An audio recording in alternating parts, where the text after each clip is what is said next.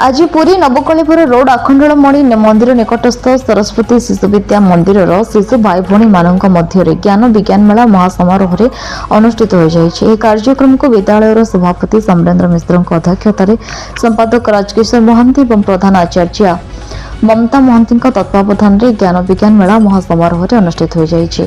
ज्ञान विज्ञान मेला मुख्य अतिथि भाव पूर्वतन नगरपाल सुरेन्द्र दास, मुख्य वक्ता विशिष्ट नाट्यकार और समाजसेवी प्रदीप पात्र, भोलानाथ विद्यापीठर शिक्षयित्री चिन्मयी जेना और कुंभारपड़ा प्राथमिक विद्यालय शिक्षक लक्ष्मीधर दास का बहु मूल्यवान उपदेश और मतामत विचार को भित्ति कर कार्यक्रम महाआडंबर पालन कर सहित यह प्रतियोगिता अंशग्रहण कर शिशु भाई भौणी मानक पुरस्कृत कर कार्यक्रम परिचालना करिबारे विद्यालय सहकारी आचार्य पुष्पलता प्रधान, सविता दास, प्रतिमा रथ, श्रद्धांजलि महांती, अनिता प्रियदर्शनी महाराणा, नीतू सिंह, सुमित्रा राय, मनीषा मिश्र, स्नेहा साहू, शुभलक्ष्मी प्रधान, प्रभुदत्त राउत, प्रज्ञा प्रियदर्शनी, चित्रांगना परिड़ा, सत्यभामा स्वाई, लिपा दास, लिखिता राउत, साग्निका प्रियदर्शनी स्वाई, शिवारंजनी दास, कविता नायक एवं कर्मचारी माउसी बिन्ना, बलियार सिंह, सरोजिनी शतपथी और लीलुमा प्रभा मिश्र संपूर्ण सहयोग करथिले।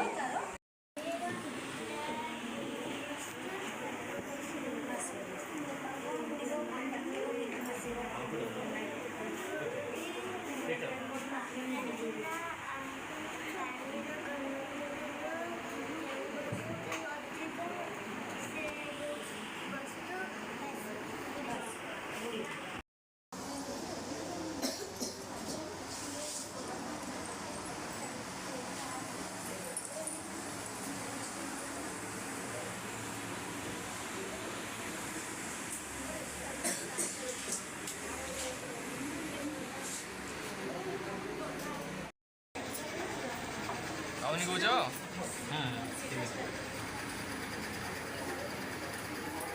गाड़ी छाड़ी जा केते गरम हो मोर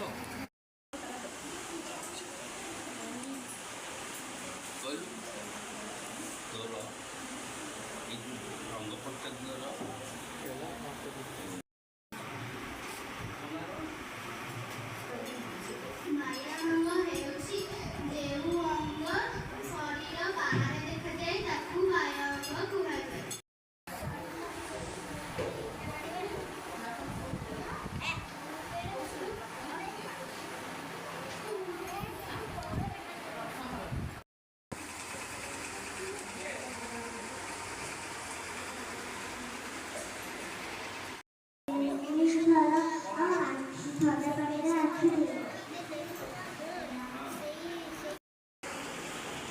आसबनी पड़ेगा आसबनी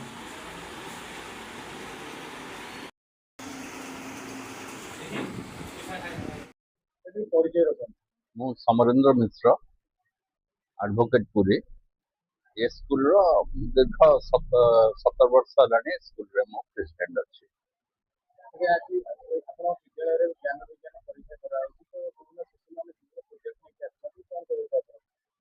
पिला मानसिक विकास ये मेला वार्षिक मेलाटा ये कराई अनुष्ठान करा जाए पिला माने अंशग्रहण कर निजर विकास बुद्धिर विकास बौद्धिक विकास ये साहाय्य कर पिला माने प्रोत्साहन दि जाए।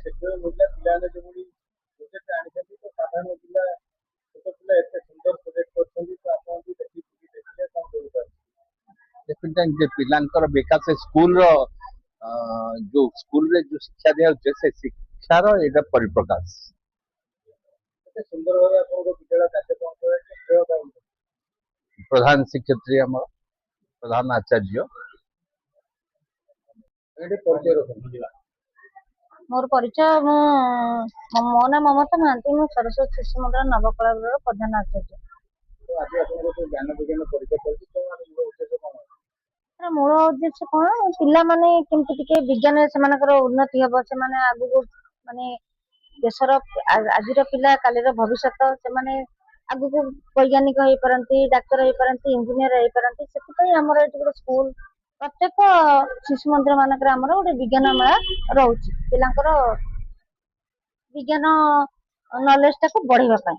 ଆଜି ଯୋଉ ବିଜ୍ଞାନ ମେଳାର ପ୍ରୋଜେକ୍ଟ ଲାଗିଛି ତ କଣ ସବୁ ଅଛି ପିଲାମାନଙ୍କ? ଆମର ରହୁଛି ପରିବେଶ ପ୍ରଦୂଷଣ ନିୟନ୍ତ୍ରଣ, ଭୌତିକ ରାସାୟନିକ ପରିବର୍ତ୍ତନ, ସମୃଦ୍ଧି ନିମନ୍ତେ ବିଜ୍ଞାନର ପ୍ରଯୁକ୍ତି ବିଦ୍ୟା, ଜଳବାୟୁ ସମସ୍ୟାର ସମାଧାନ, ଦୈନନ୍ଦିନ ଜୀବନରେ ବିଜ୍ଞାନର ଉପଯୋଗିତା, ଉଦ୍ଭିଦ କୃଷି ଆବର୍ଜନାର ବିନିଯୋଗ, ଶରୀରର ବିଭିନ୍ନ ଅଙ୍ଗ ପ୍ରତ୍ୟଙ୍ଗ ଓ ତାର ସୁରକ୍ଷା, ଆଉ ଭାସିବା ବୁଡିବା, ଏସବୁ ରହୁଛି। ଆପଣ କେତେରୁ ଆଶା ରଖିଛନ୍ତି ଆପଣ କେତେ ପରସେଣ୍ଟ ଶିଶୁ ଏଥିରେ ଉତ୍ତୀର୍ଣ୍ଣ ହେବେ?